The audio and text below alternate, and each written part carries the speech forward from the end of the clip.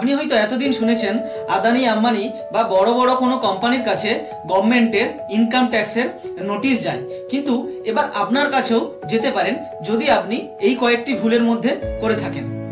যদি আপনার savings bank অ্যাকাউন্টে বছরে 10 লাখ টাকার বেশি ক্যাশ ডিপোজিট করে থাকেন, তাহলে আপনার কাছে ইনকাম ট্যাক্সের নোটিশ যেতে পারে। নাম্বার 2, যদি আপনি একজন বিজনেস পার্সন হয়ে থাকেন, আইটিআর ফাইল এবং জিএসটির মধ্যে কোনো মিসম্যাচ থেকে থাকে, তাহলে আপনার কাছে ইনকাম ট্যাক্সের নোটিশ যেতে পারে। 3, যদি আপনার ক্রেডিট কার্ডের বিল আপনি 1 লাখ টাকার বেশি ক্যাশে পেমেন্ট করে থাকেন বা 10 লাখ টাকা অনলাইন ট্রানজাকশন করে থাকেন, তাহলে সেক্ষেত্রে যদি আপনার অনলাইন ট্রানজাকশনের প্রপার ইনকাম অফ সোর্স না দেখাতে পারেন, তাহলেও কিন্তু আপনার কাছে ইনকাম ট্যাক্সের নোটিশ যেতে পারে।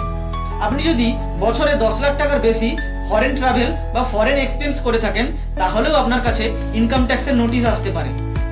আপনার ডিভিডেন্ডকে আইটিআর এ শো না করে থাকেন, সেক্ষেত্রেও আসতে পারে।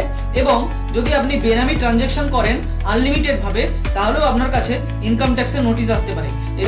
এরকম আরো ইন্টারেস্টিং কন্টেন্টের জন্য চ্যানেলটিকে লাইক, শেয়ার এবং সাবস্ক্রাইব করতে ভুলবেন না। ধন্যবাদ।